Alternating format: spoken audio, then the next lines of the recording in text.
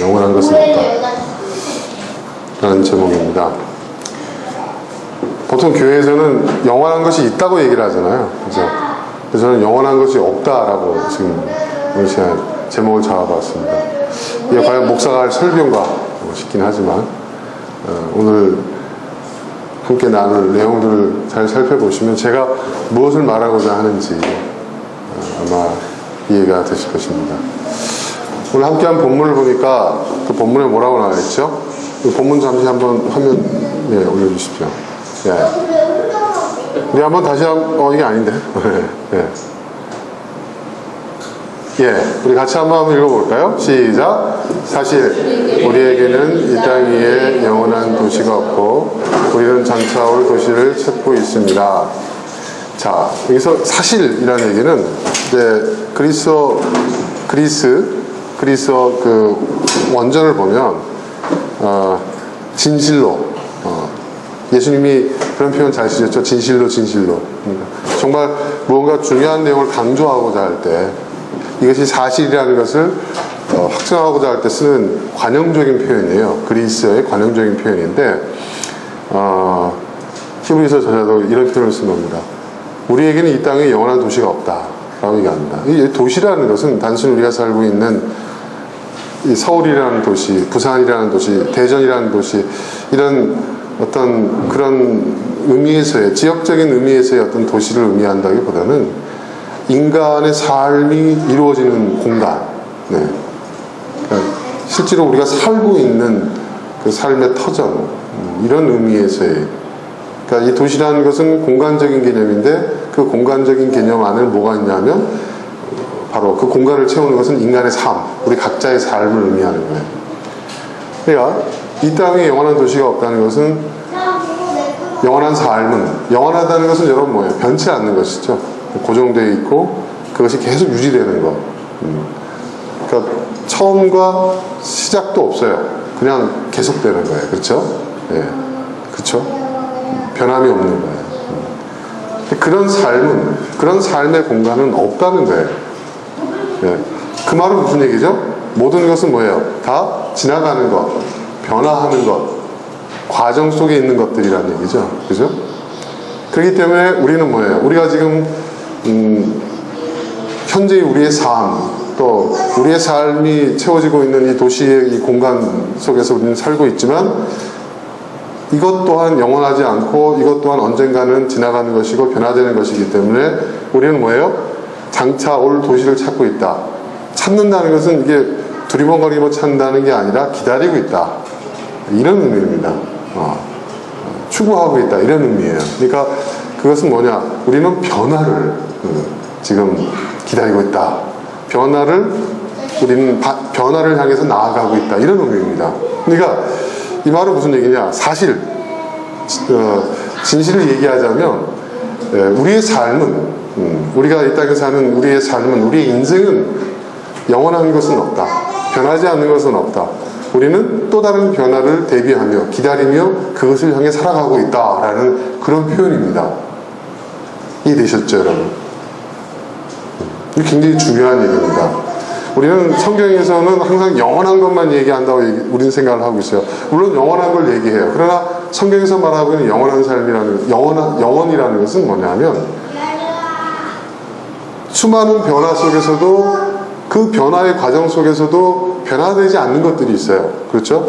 뭐 사랑이라든지 선이라든지 악이라든지, 그렇죠? 어떤 진리라든지 그런 변화의 과정 속에서도 변화되지 않는 그러한 개념들, 그러한 차원의 것들이 영원한 것이고, 그렇죠? 그것은 어떤 가치죠. 그렇죠, 여러분? 가치 개념이잖아요. 그런 가치나 개념들은 영원한 것이지만, 그러나 실제로 우리의 삶 속에서 그 진리가 다 이루어지는 게 아니잖아요. 그 가치가 다 실현되는 게 아니잖아요. 우리가 인식하고 있는 그 선의 개념이 우리의 현실 속에서 다 실현되는 게 아니잖아요. 그렇죠? 지금 뭐 최순실 국정농단 사건도 그런 맥락이에요. 그죠? 지금 헌재도 보세요. 마땅히 우리가 여러분, 대한민국 모든 주권은 어디서 나와요? 국민들이 나와요. 그죠? 국민의 80%가 문제가 있다고 이제 이건 탄핵에 마땅한 이제 인용돼야 된다고 얘기한다면 민주주의는 여러분 뭐 민주주의를 부르짖는 보수주의자들이 말하는 민주주의는 다수결 아닙니까? 그죠 여러분?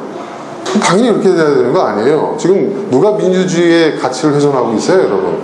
그런데 그런 가치가 전도되는 현실, 그리고 그것이 마치 공변한 사실인 것처럼 막 거짓이, 가짜 뉴스가 뭡니까? 거짓이 판치는 거 아닙니까 여러분? 그죠?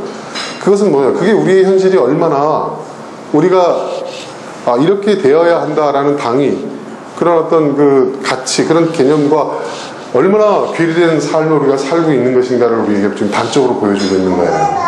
그렇죠 여러분? 그러니까 우리는 뭐예요? 우리는 변화를 갈망하는 거예요. 근데 이 변화라는 것은 다르게 표현할 수가 있죠 여러분. 변화의 다른 표현이 뭐죠 여러분? 변화의 다른 표현, 상향적 변화의 다른 표현, 과학적인 표현이 있죠. 진화죠. 진화, 에볼루션, 진화. 진화라는 게 뭐예요? 발전되어 나아가는 변화의 과정을 얘기하는 것이죠. 자, 그래서 오늘 좀 그 얘기를 좀 하려고 하는데요. 여러분, 창조라는 것은 우리는 창조론을 믿습니다. 저도 창조론을 믿어요. 근데 여러분, 이 창조라는 것은 뭡니까? 이거 이제 화면 꺼주셔도 될 것 같아요. 네. 화면 이거 꺼주셔도 될 것 같아요. 네. 여러분, 창조. 영어로 evolution. 이게 진화지. 이건 진화고. 또 creation이죠. 네, 창조. 자, 이거는 진화. 더자가 붙어야 됩니다. 성경에서 얘기하는 것은 creation, 그냥 창조가 아니라 the creation이에요. 창조라는 것이 여러분 뭡니까? 창조. 창조라는 것은 뭐예요?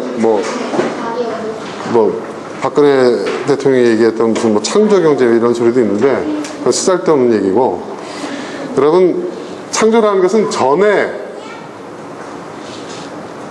없던 것이에요. 전에 있어 본 적이 없어요. 처음 만드는 거예요. 처음으로 만든 거. 네. 이게 진정한 의미에서의 창조예요. 그렇죠 여러분? 근데 이 창조의 사건은 성경에서 뭐라고 얘기해요? 딱 한 번 일어났다고 얘기해요. 언제? 태초. 그죠? 태초가 뭐죠 여러분?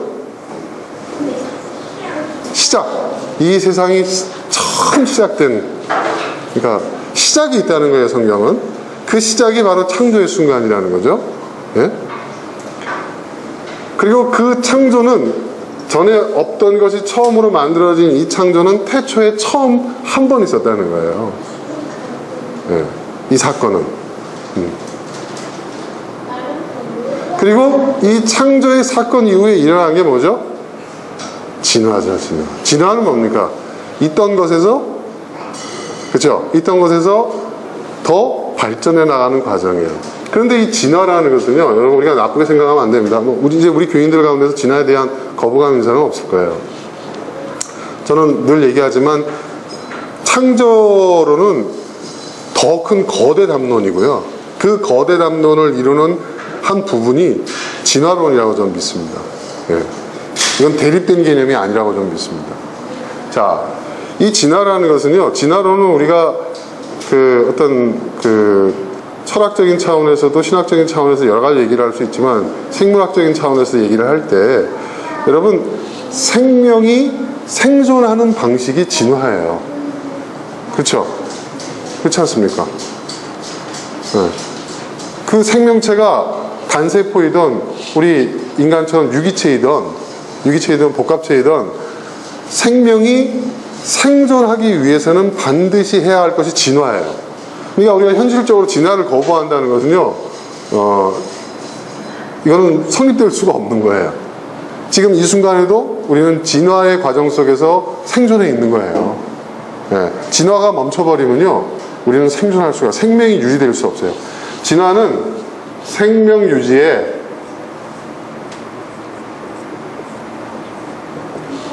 메커니즘이라는 거예요. 생명이 유지되려면 반드시 진화가 이루어져야 된다는 거예요. 예. 그러니까 생명체가 생존을 하기 위한 방식으로 선택한 것이 진화라는 거죠. 다른 건 없어요. 네. 그러니까 태초에 창조의 사건이 있었고 그 이후에는 진화가 이루어지고 있는 것인데, 근데 진화는 제가 저번에 얘기한 것처럼 두 가지 차원이 있다고 그랬었죠, 여러분. 어떤 차원이 있죠? 진화는 두 가지 차원이 있다고 그랬어요.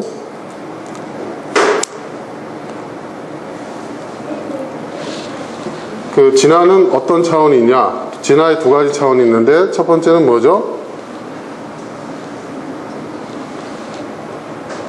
상향 진화.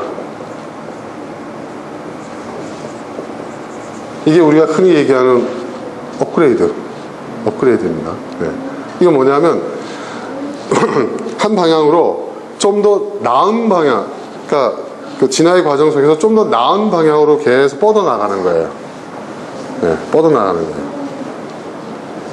이것이 상향 진화라고 얘기를 하죠.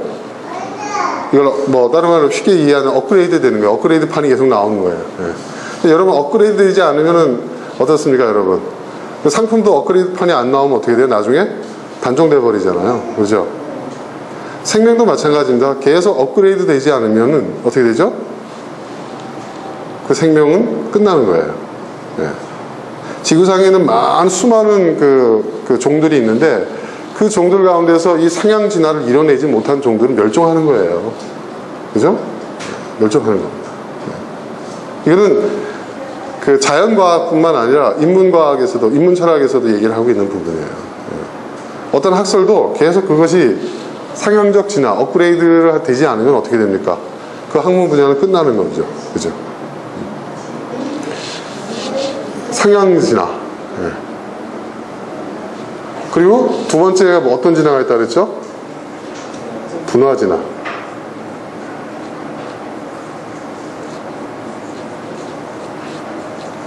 이건 뭐라 그랬죠? 가지가게 쭉 뻗어나가다가 다른 줄기가 나오는 거예요. 분화한다는. 이 분화 진화를 갖다가 인문 철학에서 뭐라고 표현하죠? 이거를 뭐라고 얘기하냐면, 여러분 이게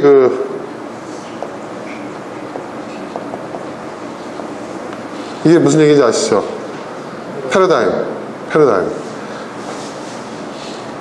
패러다임이 바뀌었다 이런 얘기를 하잖아요. 이 말이 무슨 얘기냐면, 패러다임이라는 게 뭐죠, 여러분? 한 시대의 사람들의 어떤 견해나 사고를 근본적으로 규정하고 있는 인식의 체계가 패러다임이에요. 그죠? 그러니까 인문 철학에서 말하는 것이, 패러다임이 바뀌었다는 것은 진화론에서 얘기하는 분화 진화가 이루어졌다는 거예요. 한 가지 방향으로 나가고 있었는데 이것이 다른 줄기로 나갔다 이거예요. 그런데 우리 인간은 여러분 상향 진화의 산물일까요? 분화 진화의 산물일까요? 네? 여러분, 물론 두 개 다인데, 이 현생 인류가 존재하는 것은 분화 진화의 산물이라는 거예요. 그죠? 원숭이는 지금 계속 원숭이잖아요. 그죠? 네, 그렇죠? 근데 우리는 뭐예요? 분화 진화한 거잖아요, 인류로. 네. 굉장히 중요한 얘기입니다. 그러니까 여러분, 상향 진화와 분화 진화는 동시적으로 이루어지는 것인데, 상향 진화는 어떤 진화냐? 계속 같은 방향, 한 가지로 방향으로 계속 뭐예요? 업그레이드 되어 가는 거고, 업그레이드 판이고, 이건 뭐예요?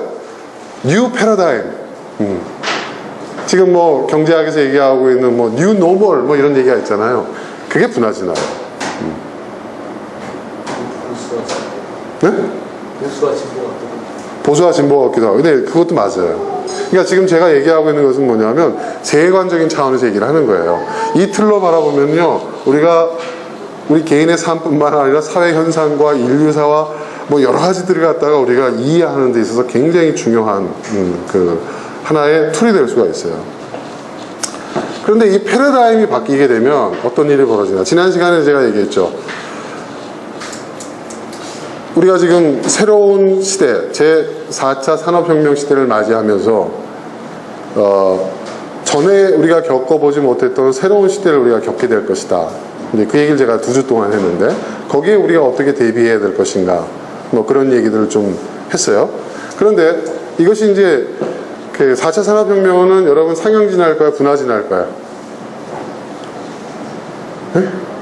분화진화죠. 네. 새롭게 분화진화를 하는 거예요. 그러면 새롭게 이제 분화진화를 하는데 이거를 패러다임 시프트, 그러니까 패러다임이 이제 전환되는 거죠. 여러분 재밌는 게 뭐냐면 상향진화가 일어날 때는 일어나지 않는, 상향진화 속에서는 절대로 일어나지 않는 현상이 분화진화, 패러다임이 전환됐을 때 일어나는 게 있어요. 패러다임이 딱 변환되게 되면, 분화진화가 이루어지게 되면 어떤 일들이 벌어지냐. 새로운 카테고리들이 만들어지기 시작해요. 카테고리. 네, 카테고리가 재배열되게 되는 거예요. 카테고리가 뭔지 아시죠, 여러분?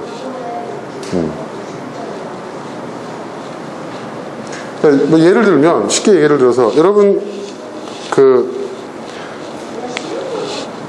혜태가 거의 회사가 망해가다가, 그쵸? 제가 회사로서는 제일 매출도 적고, 그러다가 한 방에 히트를 친 상품이 있었어요. 뭐죠, 여러분? 허니버터칩. 여러분, 감자칩은 항상 짭짜름해야 된다는 것이 뭐예요?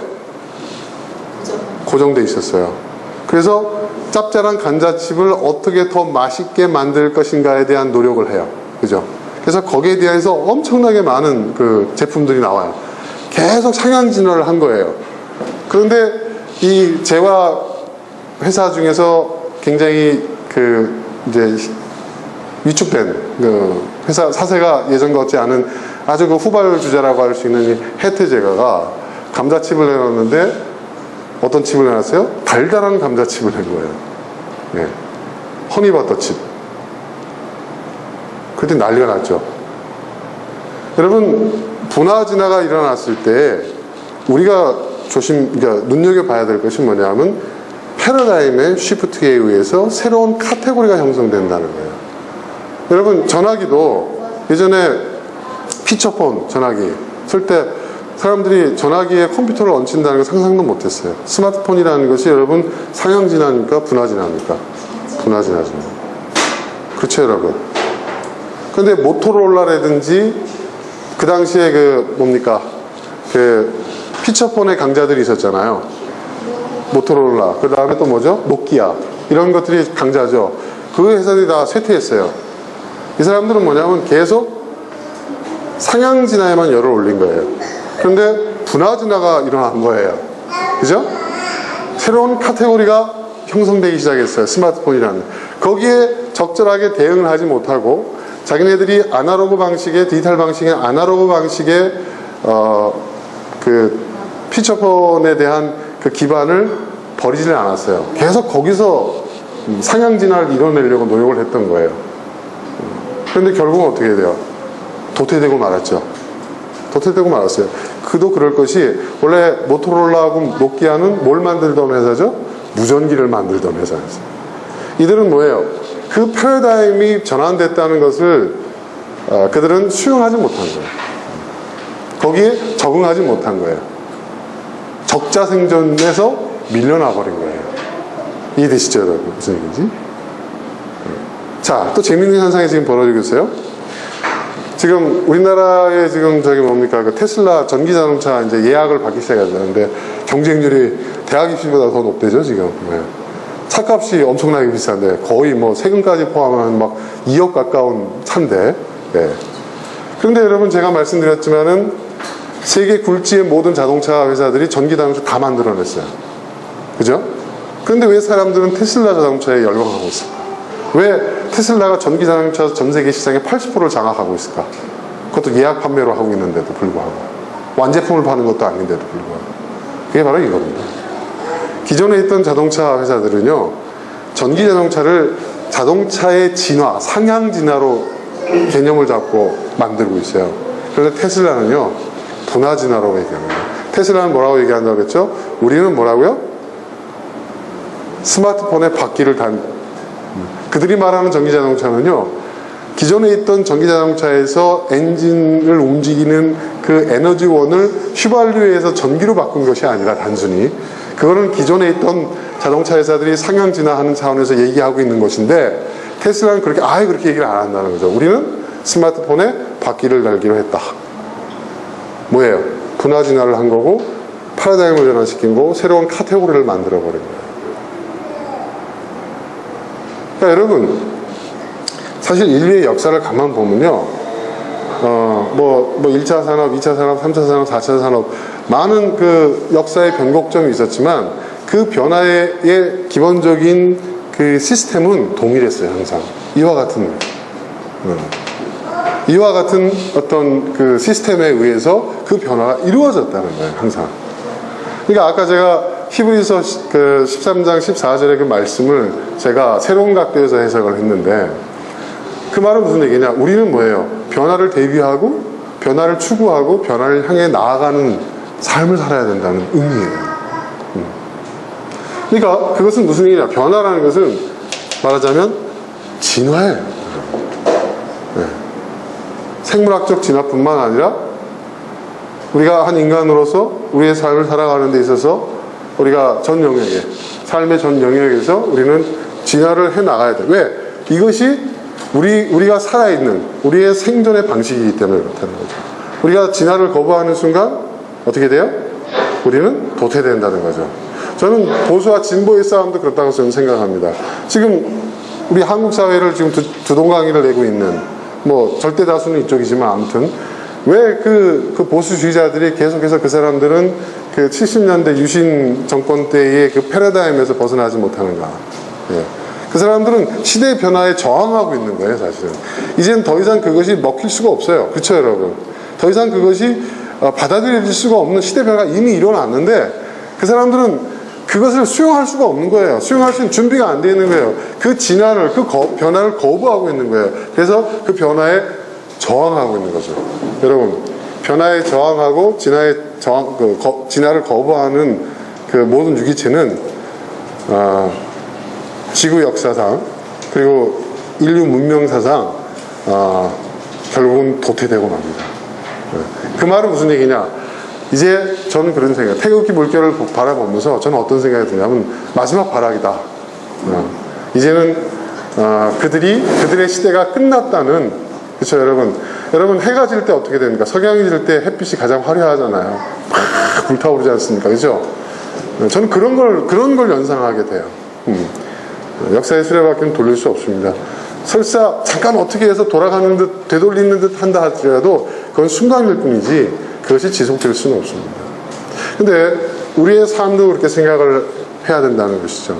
여러분, 지금 우리의 삶은 계속해서 진화하고 있습니까? 그것이 상향적 진화이든 어떤 분화의 진화이든. 요즘 참 재밌는 제가 경험이 있었어요. 요즘 그 카페들이 안 돼요. 왜냐하면 이것도 하나의 변화거든요. 그죠? 안 돼요, 여러분.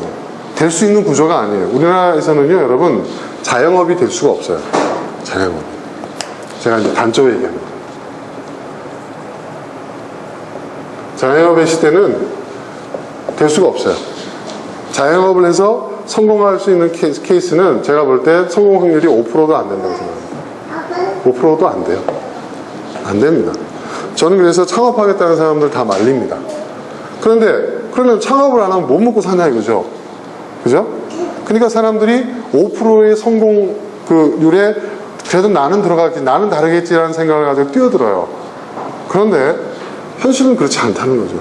통계 자료가 다 나와 있어요. 네. 그리고 또 이 5%라는 것도 평균값입니다. 평균값. 근데 제가 얘기했죠. 평균값은 믿을 게 못 된다고 그랬죠. 뭘 믿어야 된다고요? 중간값을 봐야 됩니다. 진실은 중간값입니다. 평균값이라는 건 수치상의 통계일 뿐이지, 현실은 중간값입니다. 그러니까 이건 평균값이에요. 중간값으로 따지면 이것도 안 된다는 얘기죠. 자, 그런데 현실적으로 장사라도 자영업이라도 안 하면 난 뭐 먹고 사냐.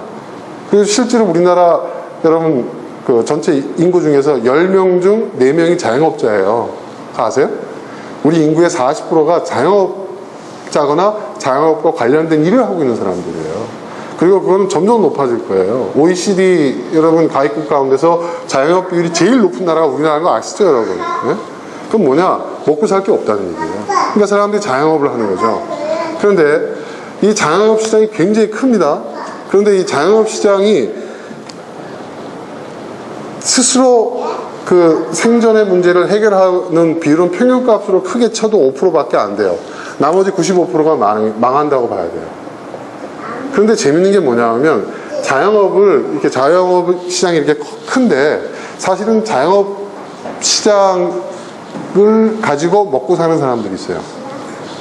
네. 이 90%, 그러니까 90%는 망한다는 거잖아요. 그죠? 이런 얘기하기 좀 죄송하지만 현실적으로 냉엄하게 얘기를 하면 이 자영업자들이 창업을 할 때 그 자영업자들한테 창업 비즈니스라는 그 시장이 굉장히 큽니다. 자영업을 창업하고자 하는 사람들 대상으로. 그 사람들이 먹고 살고요. 네? 무슨 말인지 아시죠? 그리고 망한 다음에 이 망한 그 물품들을 처리하는 중고 물품 뭐 처리한다든지 아니면 여러 가지 덤핑 처리한다든지 하는 이 시장이 또 엄청나게 커요, 여러분. 사실 말해서 이 성공하는 5%를 제외한 95%의 이 폐업률, 이 95% 망한 사람들을 기반으로 상대로 먹고 사는 시장이 굉장히 큽니다. 단적으로 얘기를 해볼까요? 대기업이 프랜차이즈 사업을 하는데요. 대기업에서 프랜차이즈 사업을 할 때 그 사람들의 수익 포인트는요, 여러분, 어디에 있는 것 같아요? 첫 번째, 창업할 때. 그때에 한 80%를 뽑아요. 네. 그리고 나머지 20%는 뭐냐? 그 프랜차이즈가 유지될 때에 얻어지는 수익금. 이건 뭘 얘기하느냐? 폐업률이 워낙 높다 보니까 대기업이 하고 있는 프랜차이즈로 폐업률이 너무 높다 보니까 지속될 것을 상정해 놓고 거기서 수익을 얻는 포인트 그 사업 구조를 했다가는 대기업 프랜차이즈 사업도 망하기 때문에 창업에서 모든 돈이 수익의 대부분 다 뽑아 나올 수 있도록 하는 그런 구조로 되는 거예요. 그래서 제가 프랜차이즈를 절대로 대한민국에서 해서는 안 된다는 거예요. 절대로 안 됩니다. 여러분, 프랜차이즈는요, 원래 미국과 같이 굉장히 큰 나라 있지 않습니까? 그 구조 자체가, 그러니까, 우리나라는 공간이 좁잖아요. 그죠? 웬만한 뭐 2-3시간 차 몰고 다 다닐 수가 있어요. 이런 나라에서는 프랜차이즈를 하면 안 되는 겁니다. 프랜차이즈라는 것은요, 굉장히 땅덩이가 넓은 나라. 네. 그런 나라에서 하는 수익 모델인 거예요. 그래서 프랜차이즈가 미국이야말로 프랜차이즈의 그 본산이라고 할 수가 있잖아요. 그죠? 미국이 프랜차이즈 잘 되는 이유는 거기 있는 겁니다. 중국도 프랜차이즈가 잘 돼요, 여러분. 중국 프랜차이즈, 제가 아는 중국의 커피 사장도요, 여러분, 중국의 인구 100만 이상 도시가 몇 개가 되는 줄 아십니까? 도시가? 인구 100만 이상 되는 도시. 100만. 네. 1000개가 넘어요. 1000개가. 그러니까 인구 100만 이상의 도시에다가 프랜차이즈를 하나씩 내면은 100만 명을 상대로 장사를 하잖아요. 근데 우리나라는 어떻게 되는지 아십니까, 여러분? 이게 그 통계 자료에 나와 있는데 우리나라 식당을 하나 열잖아요. 자영업자가 식당을 하나 열지 않습니까? 그러면 그 자영업자가 상대로 하는 고객 숫자가 있을 거 아니에요. 그죠? 그 평균으로 잡았는데 예를 들어서 내가 송파구에다 이제 송파구 예를 들어서 우리 이 복지관 근처에다 카페를 하나 냈어요. 근데 여기 살고 있는 인구가 있지 않습니까? 기본적인 인구. 그죠? 여기 또 유동인구가 있을 것이고. 그리고 여기 있는 카페들 숫자를 이렇게 나누면 그 숫자가 나올 거 아니에요. 근데 그 통계 자료가 있어요. 네. 정부에서는 발표를 안 하는 자료들인데 그 자료들이 있어요. 그 자료에 의하면 우리나라 음식점이 여러분 놀라지 마십시오. 42명. 우리나라 음식점이 42명. 네? 카페가 좀 나요. 카페가 68명입니다. 창업을 하면 실질적으로 68명을 대상으로 장사를 하는 그런 효과가 나온다는 거예요. 네. 평균입니다, 평균. 여러분, 이게 말이 됩니까? 네? 그래서 안 되는 거예요. 답은 솔직히 나와 있습니다. 네. 그럼 어떻게 해야 되느냐? 어떻게 해야 돼요? 분화 진화를 해야 되는 거예요. 창업도. 네. 재밌는 얘기 하나 해드릴까요? 제가 얼마 전에 이미 창업을 했어요. 모 프랜차이즈의 이제 가맹점을 했어요. 이 양반의 카페를. 그런데 합정동에다가 했는데 장사가 안 돼요. 네. 장사가 안 돼요. 가게세가 한 달에 400만 원 나가요. 인건비만 하더라도 제가 그 얘기를 들어보니까 인건비만 하더라도 500만 원 가까이 나가요. 네. 그러면 기본적으로 여러분 아무것도 안 하고 가게 문 열어놓는데 나가는 고정비가 얼마입니까? 네? 그죠? 1000만 원이에요. 그죠? 1000만 원. 그러면 30일, 한 달 내내 영업을 한다고 칩시다. 30일 하는데 그러면 고정비를 해결하기 위해서 인건비하고 가게세만 해결하기 위해서 하루에 거기서 순수익이 얼마나 돼야 될 것 같습니다. 30일, 1000만 원이요. 네? 30만 원이죠, 30만 원. 그죠? 하루에 최소한 순수익을 30만 원 올려야 현상 유지가 되는 거예요. 자기는 아무것도 안 가져가고, 그죠? 네, 그런 구조예요. 장사 되겠어요, 안 되겠어요? 안 되죠. 엄청나게 지금 손해를 보고 있죠. 근데 이 양반이 저한테 급해가지고 저한테 이제 연락이 왔어요. 어떻게 하면 좋겠나. 그래서 제가 그랬어요. 결국은 고정비를 줄여야 된다. 살아남아야 되고, 살아남아야 또 다른 기회를 우리가 기대할 수가 있다. 자영업자는 생존을 목표로 해야 됩니다. 여러분. 대박 나는 건 이제 없습니다. 대박이라는 것은 생존하고 난 다음에 생기는 변수죠. 여러분, 대박은 변수입니다. 근데 우리는 뭐예요? 대박을 상수로 놓고 창업을 한단 말이에요. 그런 사람 다 망합니다. 네. 그러니까 제가 이제 컨설팅을 하면서 제가 제시한 게 있었어요. 이렇게 했어요. 우리나라에 이제 없는 개념. 그러니까 새로운 개념의 카페를 하자. 그래서 제가 몇 가지 얘기를 했어요. 아주 파격적인 방식이에요. 우리나라에 아직 도입이 안 되는데 일본에는 그게 많아요. 왜? 일본은 한번 경제적인 어려움을 겪었기 때문에 결국 이 상품 저가 시장, 저가 마케팅이 굉장히 발달되어 있거든요. 그래서 제가 그랬죠. 아무것도 안 해도 하루에 30만 원 이상은 돈이 나가게 돼 있다. 당신은. 근데 지금 커피 한 잔에 3,000원, 4,000원 홍대라고 해서 그 가격으로 팔아서 이게 팔리겠냐? 절대 안 팔립니다. 그러니까 당신은 커피 한 잔에, 아메리카노 한 잔에 1,000원에 팔 수 있는 구조를 만들어야 된다. 그거 받아서 어떻게 해요? 그래서 제가 그 방법을 알려줬어요. 어떻게 할 수 있는지. 새로운 개념을. 분화중에 되는 얘기. 근데 그 양반이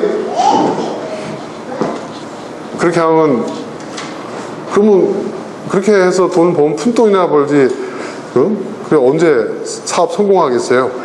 이렇게 얘기를 하는 거예요. 대박을 얘기하는 거죠, 말하죠. 근데 그 사람은 대박을 얘기할 처지가 아니거든요. 안 하겠대요. 알아서 하십시오. 전화가 왔어요. 그러면 서로 반반 투자를 하세요. 날 끌어들이는 거예요. 당신이 말하는 방식으로 할 테니까 반은 당신이 부담하시오. 내가 왜 그걸 합니까? 당신이 이렇게 오픈해가지고 창업해가지고 안 돼가지고 해결해달라고 난 조언을 줬는데 왜 나를 끌어들이냐. 그럼 자기가 책임지지도 못하면서 뭐 그런 얘기를 했냐. 뭐 이상한 소리를 하더라고요. 근데 여러분, 그렇게 하면 안 됩니다. 제가 일본에, 또 유럽에도 그런 데가 있는데요. 제가 뭘 봤냐면 이런 커피숍이 있어요. 직원이 한 명밖에 없어요. 커피숍에. 네. 딱 들어가면 아메리카노 시키잖아요. 그럼 테이크아웃 컵에다가 에스프레소 원액만 뽑아줘요. 그걸 받아요. 그리고 저쪽에 가면은 뭐가 있냐면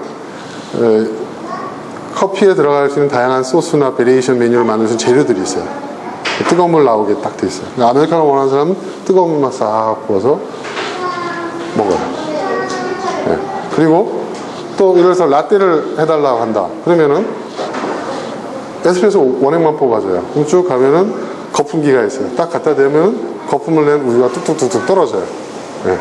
거기다가 시럽을 넣고 싶으면 자기가 가서 시럽을 탁 넣어요. 그리고 거기다가 시나몬 가루를 좀 뿌리면 그게 카푸치노가 되는 거 아닙니까?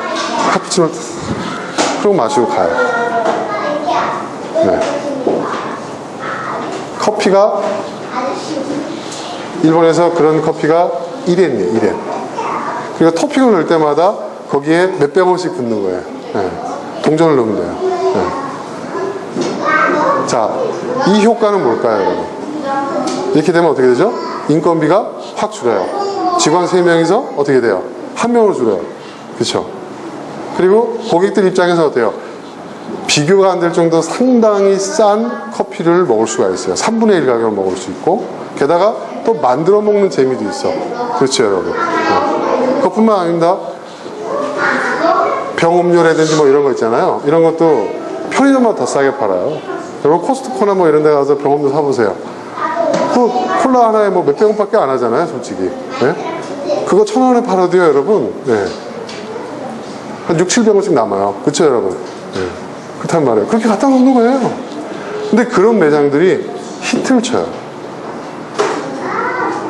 그리고 또 일본에서 유행하는 것 중에 하나가 뭐냐면 학교 앞에 애들 분식집인데 아주 새로운 개념의 분식집이에요. 뭐냐면 우린 어른들은 잘 안 먹지만 요즘 애들 여러분 저거 잘 먹죠. 그 뭐죠 그거? 시리얼. 그죠? 시리얼. 그러니까 시리얼 카페가 있어요.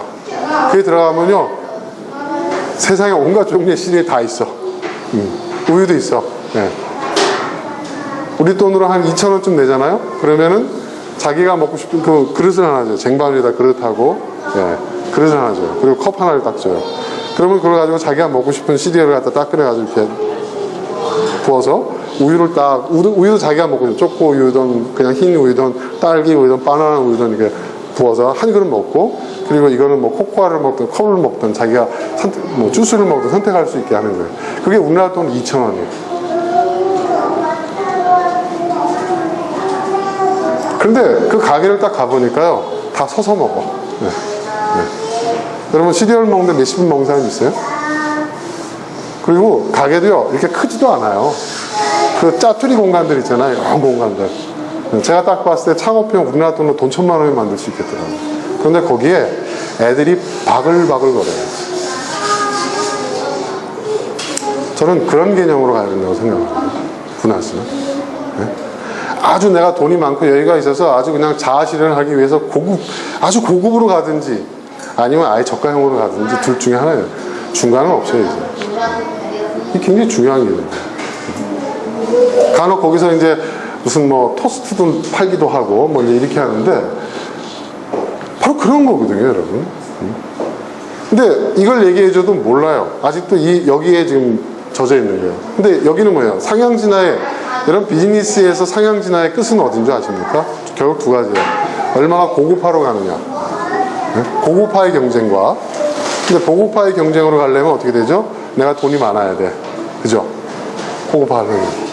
아니면 가격 경쟁, 치킨 게임, 누가 더 싸게 파느냐. 근데 그 싸움으로 가면 여러분 결국 누가 더 싸게 파느냐, 누가 더 고급화하느냐 이 경쟁은요 결국 누가 더 자본을 많이 갖느냐의 싸움이에요. 그죠? 그죠? 수량의 법칙에 의해서 여러분 재고를 많이 확보하는 사람이 싸게 팔게 돼 있는 거예요. 그죠? 규모의 경제학이 그거 아닙니까? 네. 그러니까 돈 있는 사람이 이길 수밖에 없는 경쟁이란 말이에요. 그럼 이 경쟁에서 내가 살아남을 가능성이 있어요? 없어요. 그럼 어떻게 됩니까? 여기서 나와야죠. 패러다임 시프트, 분화 진화를 해야죠. 저희가 저희 이 커피클릭이 죽지 않고 살아남는 이유가 여러분 제가 이거를 실천하고 있기 때문에 그래요. 저는 끊임없이 분화 진화를 하고 있습니다. 지금도 계속. 예.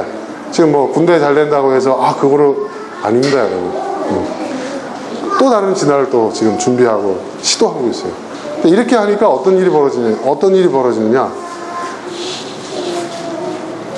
나만의 패러다임이 구축이 되는 거예요. 네. 나만의 시장이 구축이 되는 거예요. 네.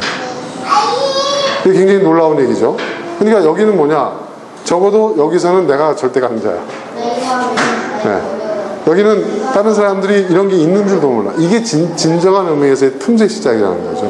네. 자, 제가 왜 이런 얘기를 하냐면, 자, 우리가 새로운 변화의 시대에 어떻게 살아날 것인가, 어떻게 변화에 대처할 것인가. 저는 우리가 적극적으로 변화를 수용할 뿐만 아니라 우리가 변화를 일으키는 사람이 돼야 된다는 거예요. 여러분, 분화 진화라는 건 뭐예요, 결국? 내가 새로운 변화를 일으키는 거예요. 그렇죠? 그렇죠? 자, 원숭이에서 현생 인류가 탄생하게 된 그 최초의 그 순간을 제가 그 다큐멘터리에서 어떤, 그 물론 그 실화는 아니지만 그 인류학자들이, 고고학자들이 이제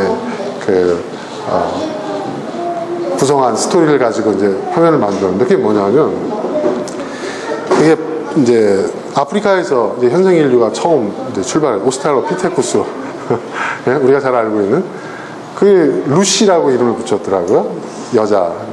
그 키가 140 정도밖에 안 되는 원숭이, 큰 원숭이. 근데 그 루시의 위대한 발걸음이라는 책도 있어요. 그게 뭐냐면 나무 위에만 살았잖아요, 원숭이가. 숲속의 나무 위에. 근데 원숭이 개체수가 늘어나니까 어떻게 되냐면 나무 위에서 난 열매를 가지고는 감당이 안 되는 거예요. 인구 밀도가 높아지는 거예요. 그러니까 여기 있다가는 결국은 다 죽게 되겠구나. 그리고 결국은 소수의 힘센 강자들, 응?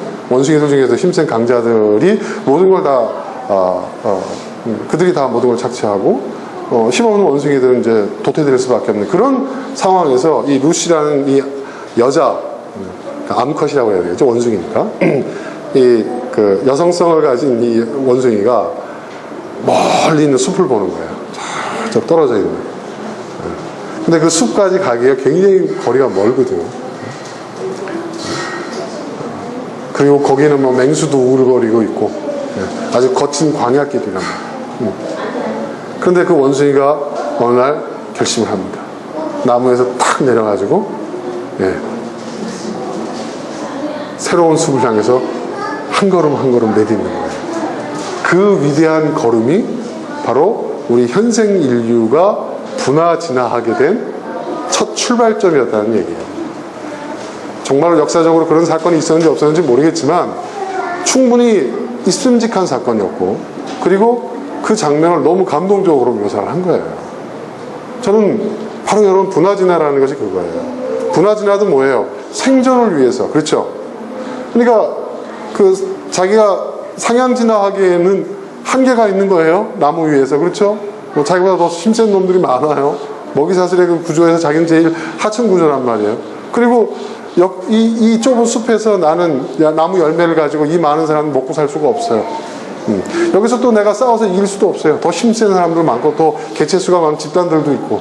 그러니 결국은 어떻게 해요? 그러면 나는 새로운 나의, 아까 히브리서에 얘기하는 새로운 도시, 장차 올 도시, 미래의 도시, 새로운 희망, 새로운 가능성을 향해서 도전한 거죠. 원숭이가 나무 아래로 내려와서 저 멀리 펼쳐져 있는 숲을 향해서 한 걸음을 내딛는 그 순간이 현생 인류가 시작되는 분화 진화의 첫 걸음이었다. 저는 그때 그 루시라는 그 여자 원숭이가 나무에서 내가 첫 걸음을 내딛는 그 순간이 인류의 역사 속에서 정말 의미 있는 패러다임의 전환, 분화 진화의 순간마다 반복되었던 사건이라고 저는 생각을 합니다. 그리고 우리도 우리의 삶 속에서 매 순간순간 우리가 맞이하게 되는 결단의 순간이 그러하다는 거죠. 여러분, 영원한 것은 없어요.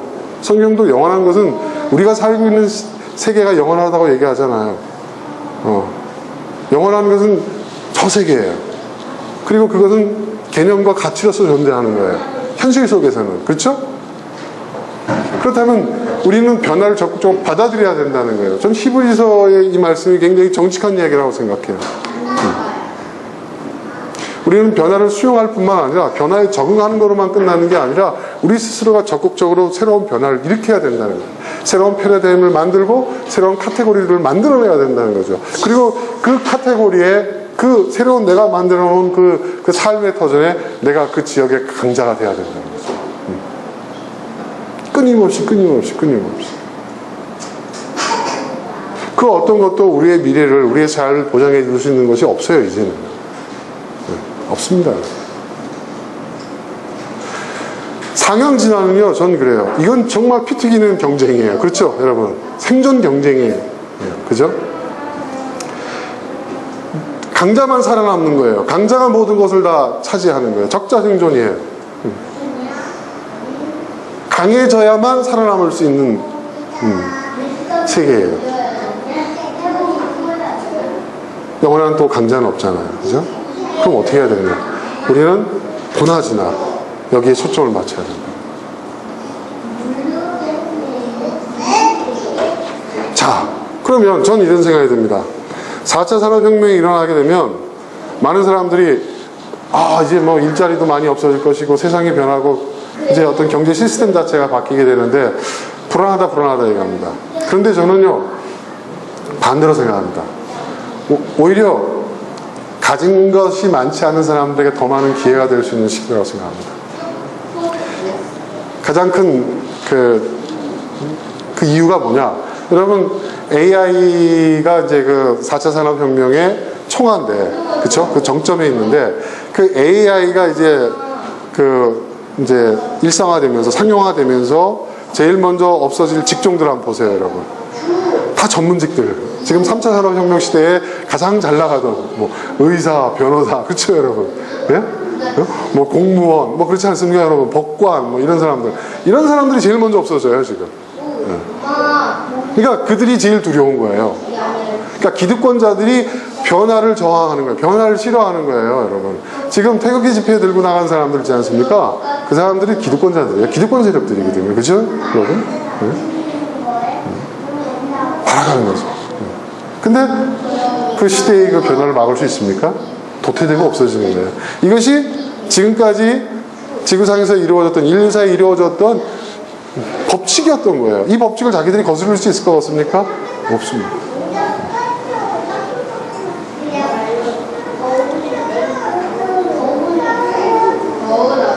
우리는 계속 진화해야 됩니다. 변화를 적극적으로 수용하고 변화를 주도할 수 있는, 변화를 일으킬 수 있는. 그러니까 여러분이 분화진화를 한번 생각해 보세요. 나는 어떤 분화진화를 할 수 있을까? 내가 지금까지 이러이러한 삶을 살아왔는데 내가 가장 잘할 수 있는 거. 그리고 여기서 내가 뭔가 새로운 패러다임을 만들 수 있고 새로운 카테고리를 만들 수 있는 그런 것들이 그게 바로 여러분의 뭐예요? 여러분의 퍼스널 파워, 퍼스널 브랜드가 될 수도 있는 거예요. 그것이 가장 중요한. 근데 우리가 기억해야 될 것은 뭐냐면은 여기는 우리가 놀 수 있는 우리도 물론 상향진화의 그 줄기 안에 있지만 우리가 감당할 수 있는 영역이 아니라는 얘기죠. 여기서 우리는 나무에서 내려와서 새로운 숲을 향해서 한 걸음 내딛는 분화진화를 이루어야 된다는 것입니다. 저는 그렇게 생각합니다. 교회도 마찬가지입니다. 교회도 분화진화. 그러니까 우리 교회는 바로 이 분화진화를 한 교회예요. 그죠? 앞으로 또 우리는 더 진화해 나갈 겁니다. 계속해서. 자, 그러니까 여러분의 자녀들을 키울 때 어떻게 키우시겠어요? 경쟁. 이 상향진화의 어떤 여기서는 결국 강한 사람만 살아남을 수 있는데 네가 상위 5% 안에 들어야 된다. 그렇게 위해서는 이것도 갖춰 저것도 갖춰. 그렇게 해서 들면 그나마 다행이죠. 하지만 지금 우리가 겪게 될 이 시대의 변화는 우리가 갖고 있었던 3차 산업시대의 패러다임과는 전혀 다른 시대란 말이에요. 그렇죠? 네? 근데 우리는 3차 산업시대의 패러다임을 가지고 4차 산업시대를 살게 될 아이들한테 과연 우리가 경험했던 것을 그대로 이렇게 얼마리 다 맞아. 엄마 아빠가 경험해봤으니 이래. 이런 얘기가 과연 통할 것인가? 아니라는 얘기죠. 근데 또 우리 아이들 있잖아요.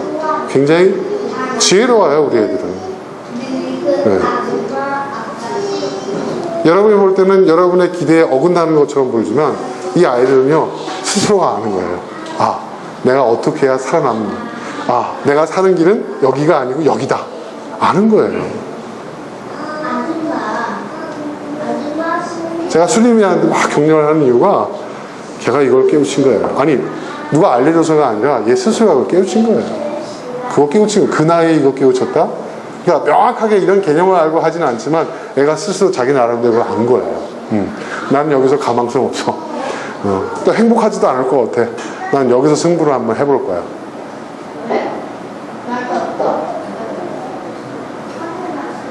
대단한 겁니다, 여러분.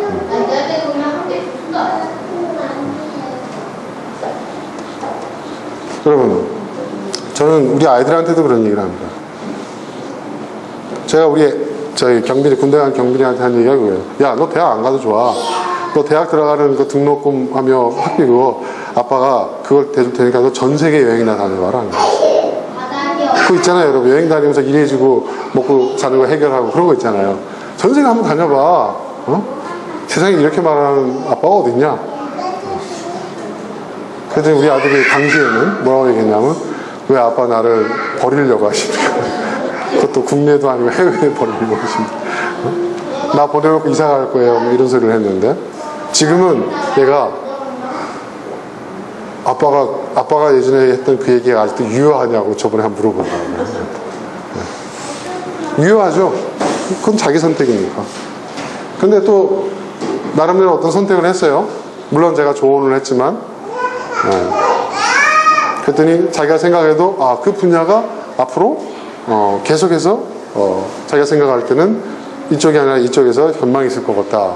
그래서 그쪽으로 공부를 하겠대요. 그 녀석 입에서 처음으로 공부하겠다는 얘기가 나와가지고 일단은 반가웠고, 그냥 해봐라. 저는 그렇게 얘기를 했습니다. 저 걱정은 뭐냐면 제 딸이 걱정이에요. 왜 딸이 걱정이냐면 얘는 여기를 잘 왔어요. 지금까지. 근데 여기서 승부를 보려면 제가 볼 때 지금보다 공부를 10배 이상은 더 해야 돼요. 지금. 여기서 승부를 보려면. 바른 뒤는 왔거든요. 지금. 솔직히 말해서 맨체스터 대학이 세계 30위 안에 드는 대학 아닙니까? 그 대학 졸업생들이나 뭐 이렇게 보면은 뭐 국제적으로 명성 있는 명문대라서 그 걸맞는 사회 진출들도 하고 제 선배들도 잘 되고 보니까 그렇더라고요. 근데 바른 뒤는 낫지 몸만 담가놨지 거기서 지가 그 위에 그 안에서도 상위 5% 안에 들어야 되는데 들으려면 공부 한 10배는 해야 되는데 제 문제는 뭐냐면 이쯤이면 나는 다 했어. 이게 문제예요. 쟤는 항상 부모가 얘기하는데. 근데 그게 천성이야. 그걸 나쁘다고 얘기할 수도 없어. 그런 걸 어떻게? 그러니까 저는 좀 걱정이라는 얘기죠.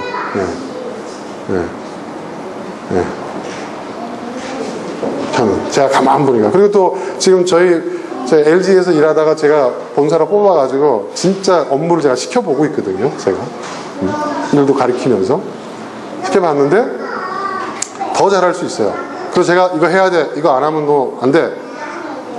그러면은 강제성을 갖고 지시를 하면 뚝딱 해내요.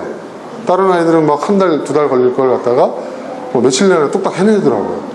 그러니까 그런 걸 보면은 쟤는 뭐냐, 채찍을 쳐야 일을 열심히 할 수 있는 아이다. 그러니까 3차 산업혁명 시대에는 걸맞는 인재상이 될 수 있는데 4차 산업은 아니거든요. 자율이거든요. 한계가 있는 거죠. 그래서 저는 좀 걱정이 돼요. 우리 딸이. 근데 그 문제도 잘 해결해 나갈 것이라고 좀 생각을 합니다. 저는 우리의 미래 세대를 걱정해야 되잖아요. 우리 아이들이 도대체 뭘 먹고 살 것인가. 여러분, 그러니까 저는 그렇습니다. 우리가 승부를 볼 건 여기밖에 없다. 그리고 실제로 4차 산업 사회에서 4차 산업혁명 시대의 사회에서 여러분 가장 중요한 승부는 다 여기서 나옵니다. 지금까지 여러분 보세요. 20세기 말 21세기 초에 그 등장한 기업들을 보세요. 세계적인 기업들, 아마존, 구글, 테슬라, 여러분 뭐 애플, 그렇죠? 그런 기업들 한번 보세요. 그런 기업들이 여기에 정통적인 여기에 강자들하고 똑같은 경쟁에서 그 경쟁에서 이겨서 강자가 된 사람들입니까? 아니잖아요. 그죠? 다 여기서 나온 사람들이에요. 이게 더 크리에이션은 태초의 순간에 한 번밖에 없었지만 그 이후에 있는 진화의 과정 속에서 우리가 이야기할 수 있는 창조는 바로 이 영역이라는 거죠. 이게 창조예요. 이게 진정한 의미에서의 창조 경제예요. 박통이 이걸 알았는지 모르겠지만은 우리가 살고 있는 우리 그 시대에서 창조라고 얘기할 수 있는 이 창조는 이례적 사건으로 끝난 거고 우리가 살고 있는 이 진화의 과정 속에서 창조라고 얘기할 수 있는 이 영역이라는 거죠. 그죠, 여러분? 이 영역. 우리 자신의 생존의 문제고 또 우리 아이들의 미래가 여기 있다는 겁니다. 근데 여기서 중요한 게 뭐라고 그랬어요? 여기서 중요한 거. 그러니까 사실은 4차 산업혁명 시대는 바로 이 시대인데 4차 산업시대에서 중요한 그 주제, 핵심 키워드가 있죠. 우리가 4차 산업시대는 융합이라고 했는데 융합이라는 게 뭐예요, 여러분? 뭐예요? 섞는 거예요. 비빔밥이에요. 그렇죠? 이게 뭐예요? 한 줄기로 가는 게 아니라 여러 줄기로 분화되는 거잖아요. 분화지면서는. 그러면 이 초융합 시대에 중요한 이 키워드들이 있죠. 뭐라고 그랬죠, 제가? 첫 번째 뭐죠?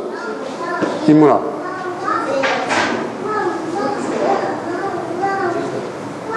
그 다음? 네? 경제사회. 그 다음 뭐죠? 과학기술.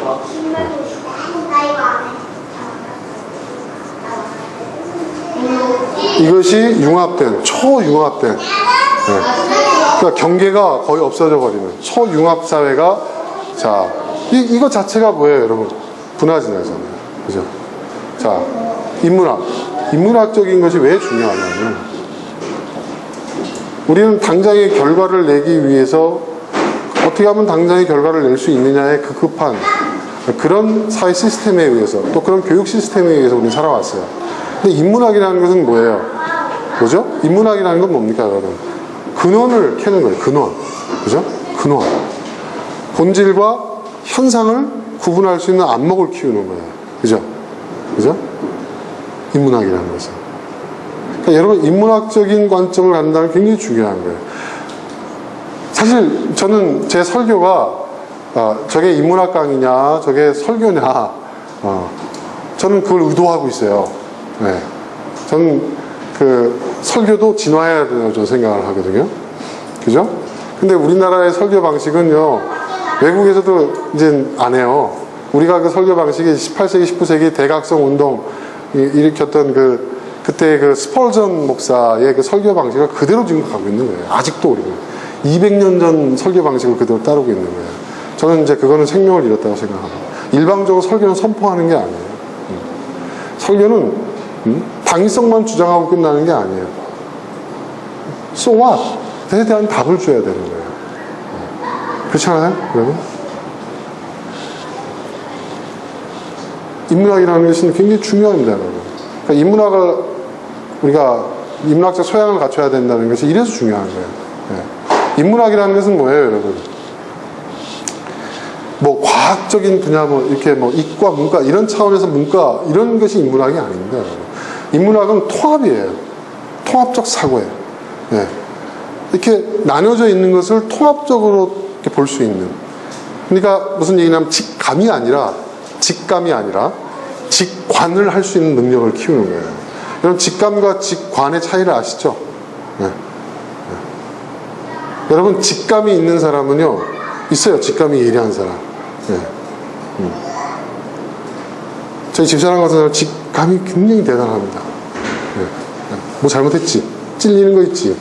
네. 진짜 있어요. 네. 딱 뭔지는 모르겠지만 있어. 딱 이런다고요. 네. 대단하죠. 여자의 직감은요, 여러분, 모든 남자들이 다 공감하잖아요. 그런데 여자들의 문제가 있어요. 여자를 제가 터부시하는 게 아닙니다. 그 뛰어난 직감이 있기 때문에 저는 직관도 뛰어날 줄 알았는데 또 직관은 또 아니야. 네. 네. 직관은 또 아니더라고요. 여러분, 직관이라는 것은 또 달라요. 직관이라는 것은 뭡니까, 여러분? 직관이라는 것은. 직감이라는 건 뭐예요? 내가 경험해온 일들에 의해서, 나의 경험치에 의해서, 그쵸? 내가 순간적으로 판단할 수 있는, 순간적으로 느낄 수 있는 감각이에요. 직감이잖아요. 감각이에요. 근데 직관은 뭐예요? 분석해서 통찰할 수 있는 능력을 얘기하는 거예요. 근데 인문학은 우리에게 직관을 주는 겁니다. 직관을. 굉장히 중요한 겁니다. 그 직관을 가진 사람이 새로운 것을 창조할 수 있고요. 그 창조는 바로 분화진화를 얘기하는 거죠. 그래서 인문학이 굉장히 중요합니다. 경제사회라는 건 뭐냐? 다시 말하지만 여러분, 사회경제라는 말 들어보셨죠? 많이 들어보셨죠? 근데 그 말이 아니라 의도적으로 경제사회라는 말을 써요. 이 말은 무슨 얘기냐? 제가 잠깐 설명드렸지만 이 경제적으로 우리는 사회적 접근을 해야 된다. 경제와 사회적 접근이 동시에 이루어져야 된다. 이 말은 무슨 얘기냐면,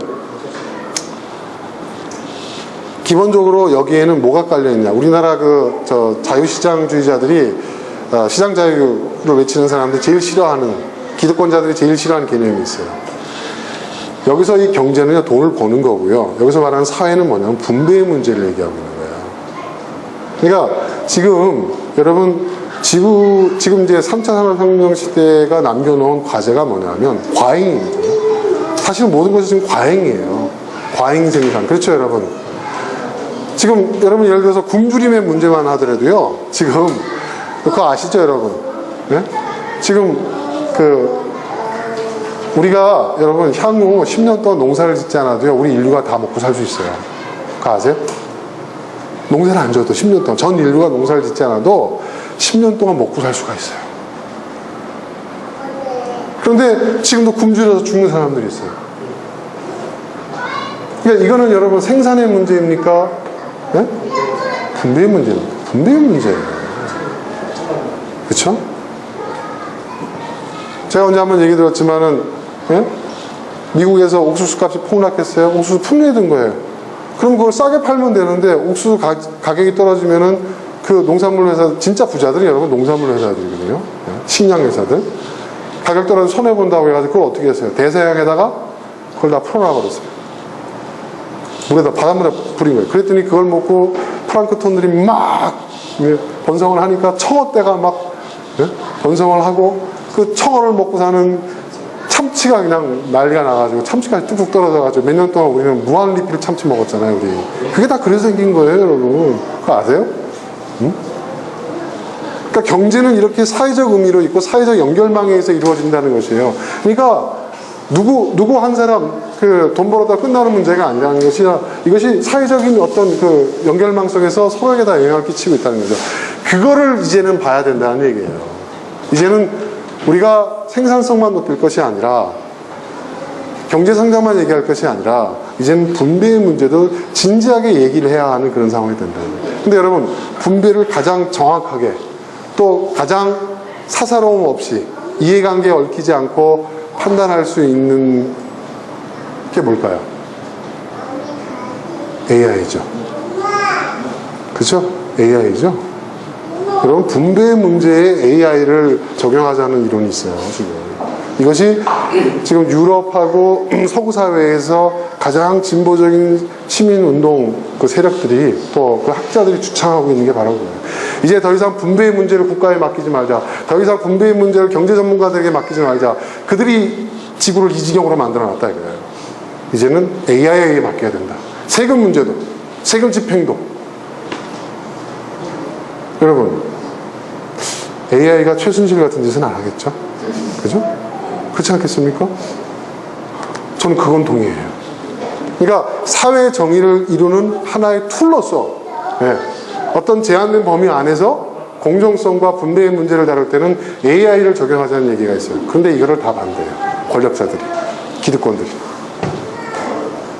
그 분배의 문제에서 자기들이 재미를 너무 많이 봐왔거든. 지금도 보고 있거든. 근데 AI가 바로, 그러니까 여러분, AI를 개발하는 사람들이 말입니다. 우리가 알아야 될 것이 굉장히 진보적인 사람들이에요. 그 사람들이 AI를 적용하고자 하는 분야가 여러분 이런 분야예요, 사실은. 아십니까? 네. 그리고 그 AI가 개발됨으로 인해서 없어지는 그 일자리를 보세요. 전통적인 사회 기득권층들의 자리들이 없어지는 거예요. 결국은 AI가 사회정의와 경제정의를, 분배정의를 이룬다. 이렇게 보고 있는 거예요.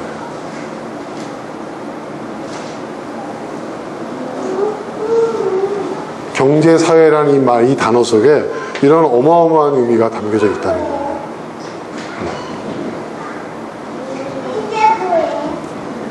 그리고 과학기술의 선용. 그러니까 여러분, 이게 이 중에 하나만 있어도 된다가 아니에요. 이게 다 융합이 된다는 거예요. 초융합. 이것이 한 덩어리가 된다. 이것이 한 덩어리가 된 사회가 제4차 산업혁명이 우리가 살고 이제 시작된 이 시대고, 그리고 이런 사회이기 때문에, 이런 시대이기 때문에 더더욱 분화 진화가 다양하게 이루어질 것이다. 그리고 이것이 바로 진정한 의미에서의 창조 경제에 영향이 된다라는 것입니다. 자, 오늘 다시 본문으로 돌아가서 히브리서 13장 14절에 말씀하고 있어요. 우리 한번 다시 그 화면 좀 띄워주실래요?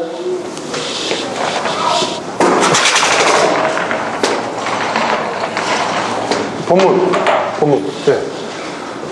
자, 지금까지 제가 여러분과 나눈 그 내용들을 생각하면서 이 말씀을 우리가 다시 한번 읽어보겠습니다.